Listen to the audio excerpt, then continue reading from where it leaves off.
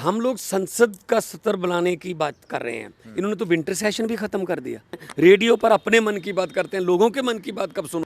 वो अन्नदाता जिनको आप आतंकवादी बोलते हो, पाकिस्तानी बोलते हो, माओवादी बोलते हो, नक्सलवादी बोलते हो, पता नहीं क्या क्या उनको बदनाम करने के लिए अपशब्द अनाप शनाप बोलते हो, प्रधानमंत्री के बिल्कुल मुंह पर उनकी आंखों के सामने और कानों के पास हमने आवाज उठा दी। इससे नजदीक तो जा नहीं सकते। पूंजीपति जो अंबानी अंडानी बैठे हैं उनको फायदा हो रहा है, और किसको हो रहा है? उनके इश्तिहार लग रहे हैं इतने बड़े बड़े। ये सरकार बनी थी सबका साथ सबका विकास का नारा देकर, लेकिन चल रही है हम दो हमारे दो। बस दो पूंजीपति, दो अमित शाह और मोदी, और कोई है ही नहीं, किसी की सुनते नहीं है। ये इतनी कौन सी आपदा आन पड़ी थी कोरोना में कि ऑर्डिनेंस लाना पड़ा? मैं तो बैल में ही रहता हूँ भाई साहब, मेरा तो नाम ही भगवंत मान बैल वाला है। 127 व्यक्तियों को फांसी हुई थी आज़ादी के संघर्ष के दौरान, उसमें से 93 पंजाबी थे। जो पाकिस्तान के पूर्व प्रधानमंत्री नवाज शरीफ है, उनकी मां की मृत्यु पर अफसोस में बड़ी सच चिट्ठी लिखते हैं कि बहुत दुख हुआ। किसान सड़कों पर है। प्रधानमंत्री वेबनायर के जरिए, जूम के जरिए किसानों को संबोधित कर रहे हैं। संसद भवन में आज हंगामा हुआ है, उनके मुंह पर प्रदर्शन हुआ है।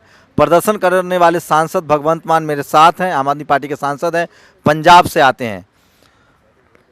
क्या लग रहा है? सरकार बात तो मान नहीं रही है, किसान सड़कों पर है। अब आप लोग की जिम्मेवारी बनती है, अब आगे क्या करेंगे आप लोग? देखिए, हम लोग संसद का सत्र बनाने की बात कर रहे हैं। इन्होंने तो विंटर सेशन भी खत्म कर दिया।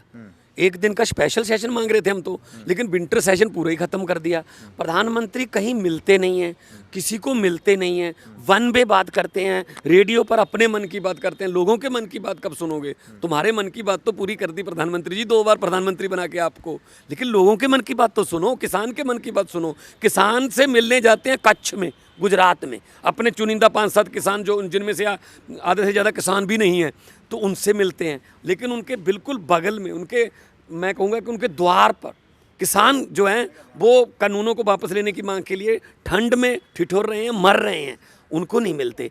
तो और क्या तरीका था कि आज जो पूर्व प्रधानमंत्री अटल बिहारी वाजपेयी जी की जयंती थी, तो वहाँ पे उन्होंने आना था, हम भी इनवाइटेड थे, तो हमने प्रदर्शन किया सेंट्रल हॉल में कि काले कानून वापस लो, एमएसपी की गारंटी का कानून बनाओ। इसी सेंट्रल हॉल को रात को 12 बजे आपने खुलवा कर जीएसटी का कानून लागू कर दिया था।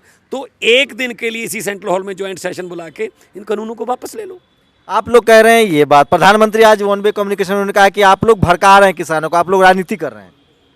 भाई साहब, मुझे ये बता दीजिए, वहाँ पे जो सिंगू बॉर्डर है, जहाँ टिकरी बॉर्डर है, जहाँ भी किसान बैठे हैं, उन्होंने ये जथेबंदियों का फैसला है, किसान जथेबंदियों का, कि कोई भी पॉलिटिकल पार्टी का एमपी या एमएलए यहाँ नहीं आ सकता। हम नहीं जाते, हम इस बात का समर्थन भी करते हैं कि हमें यहाँ बोलना चाहिए, हम यहाँ बोल रहे हैं। उनको, किसानों को, वो नेता जो हैं बहुत बड़े सियाने लोग हैं, अच्छे लोग हैं, समझदार लोग हैं, 40-40 साल का उनका तजर्बा है संघर्ष का। वो ऐसे ईजीली कोई भी उनको भरमा लेगा? इतने भोले भाले किसान समझते हो आप इनको? सब उनको कानून पता है, सब वो कानून पढ़ के आए हैं, एक एक क्लॉज उनको पता है। तो लेकिन आप कह रहे हो जी विपक्ष भड़का रहा है। नहीं जी, आप अन्नदाता को मिलें।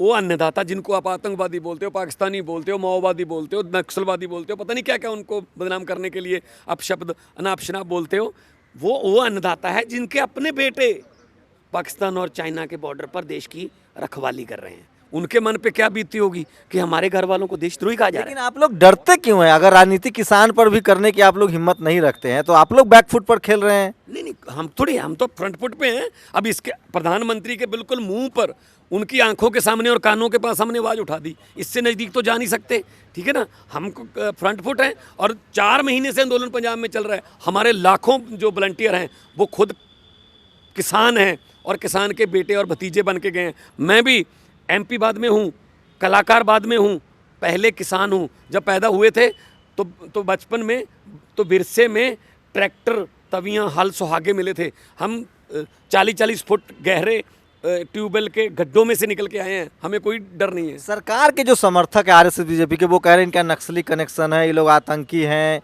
आप लोग डिफेंड नहीं कर पा रहे हैं, न किसान को डिफेंड कर पा रहे हैं, न अपोजिशन सवाल पूछ पा रहा है सरकार से, संसद भी नहीं चलने दे रहे। आप लोग क्या कर लेंगे? कुछ तो कर नहीं, यही कुछ करेंगे ना जो आज किया हमने। जहाँ भी आएंगे प्रधानमंत्री, हम वहाँ जाएंगे। और क्या तरीका रह गया फिर हमारे पास? अरे 1 महीना हो गया, वहाँ पे बुजुर्ग, महिलाएं, बच्चे बैठे हैं इतनी ठंड में।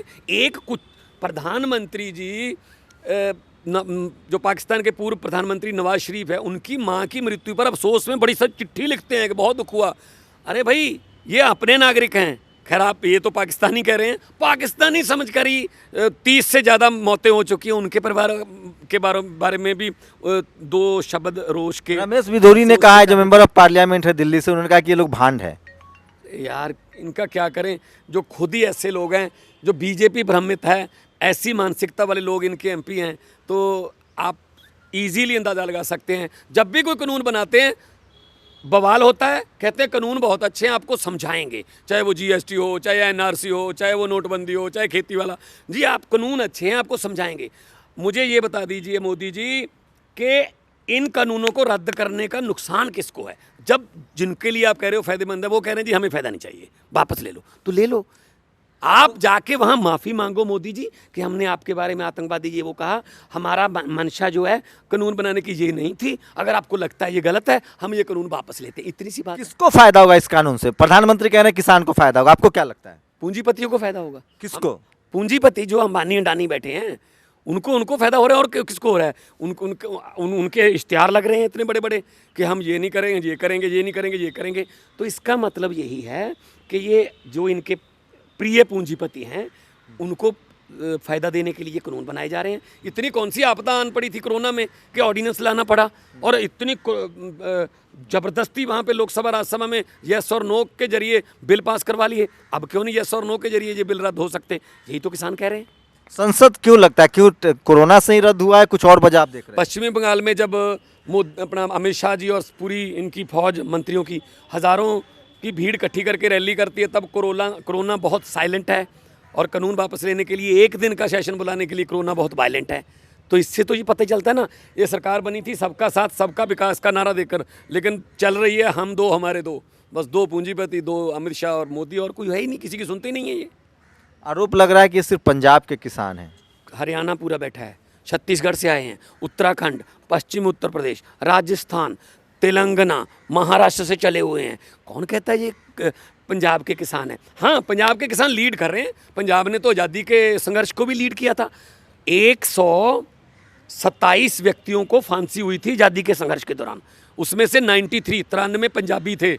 2626 लोगों को उम्र कैद हुई थी, अंग्रेज़ों ने दी थी आज़ादी के संघर्ष के दौरान, उसमें से 2147 पंजाबी थे। तो अंग्रेज भी कह देते हैं कि पूरे देश को तो गुलामी से कोई प्रॉब्लम नहीं है, पंजाब वालों को क्या दिक्कत है? पंजाब ने लीड किया, अब भी पंजाब लीड कर रहा है। मीडिया वाले कह रहे हैं कि खबर दिखा रहे हैं बिना माइक के, जा रहे हैं कि ये लोग पिज्ज़ा खा रहे हैं, ये लोग पास्ता खा रहे हैं, फुट मसाज है, मॉल खुल गया है। ये दरअसल पाकिस्तान और चीन से फंडिंग हो रही है। मैं इस पर अब क्या बोलूँ, इनकी मानसिकता जो है ऐसी है। तो जो मर्जी बोलते रहें, लेकिन वो किसान है, अन्नदाता है। वो अन्नदाता है जो पूरे देश का भी पेट पालता है, यहाँ तक कि वो पक्षियों के लिए भी कुछ दाने अपनी फसल के खेत में छोड़ देता है कि इनका जो रिज़्क है वो भी मैं ही दूंगा। एक आखिरी सवाल, टीवी अखबार वाले ये भी कह रहे हैं कि आपके सांसद ने पहले भी संसद का अपमान किया था, आज फिर आप लोगों ने संसद की गरिमा का अपमान किया। क्या गरिमा का अपमान किया है? जब संसद चलती नहीं, प्रधानमंत्री के सामने कुछ हमने कोई आपत्तिजनक भाषा तो नहीं बरती ना, अनपार्लियामेंट्री लैंग्वेज। हमने यही कहा काले कानून वापस ले लो, एमएसपी की गारंटी दे दो, और अन्नदाता को आतंकवादी मत कहो। अगर ये इसमें क्या गरिमा का नुकसान हुआ? बीजेपी जब सरकार में नहीं थी, विपक्ष में थी, तो वो 6-6 महीने बेल में ही रहती थी, तब क्या कौन सी गरिमा का पालन कर रहे थे? आप लोग जेल जाने से डर रहे हैं, और बेल में नहीं जाते हैं? क्यों बेल? मैं तो बेल में ही रहता हूँ भाई साहब, मेरा तो नाम ही भगवंत मान बेल वाला है, ठीक है ना। मैं तो बेल में ही रहता हूँ, सबसे ज़्यादा तो मैं ही मुद्दे उठाता हूँ पंजाब के किसानों के, और पंजाब के किसान यहाँ बैठे हैं, किसानों ने चुनकर मुझे भेजा है, तो मेरा फ़र्ज़ बनता है मैं उनकी आवाज़ को सरकार के कानों तक पहुँचाऊँ, ऐसे पहुँचाता रहूँगा। तो ये भगवंत मान है, इन्होंने आज संसद में प्रधानमंत्री के मुँह पर बैनर पोस्टर लहराए हैं किसान आंदोलन को लेकर। एक बात तो तय है कि आने वाला समय तय करेगा कि सरकार सही है कि किसान सही है, लेकिन मीडिया की विश्वसनीयता खतरे में है, जिस तरह से मीडिया रिपोर्टिंग कर रही है किसानों के खिलाफ। कैमरा पर्सन निधि के साथ शंभू कुमार सिंह, नेशनल दस्तक, दिल्ली। नेशनल दस्तक की आपसे गुजारिश है कि अगर इसको बचाना चाहते हैं तो नेशनल दस्तक को सब्सक्राइब करने के लिए रेड कलर के सब्सक्राइब बटन को दबाएं, फिर बेल आइकन की घंटी दबाएं। नेशनल दस्तक को बचाने के लिए बहुत जरूरी है कि हर खबर को शेयर करें, लाइक करें, कमेंट जरूर करें।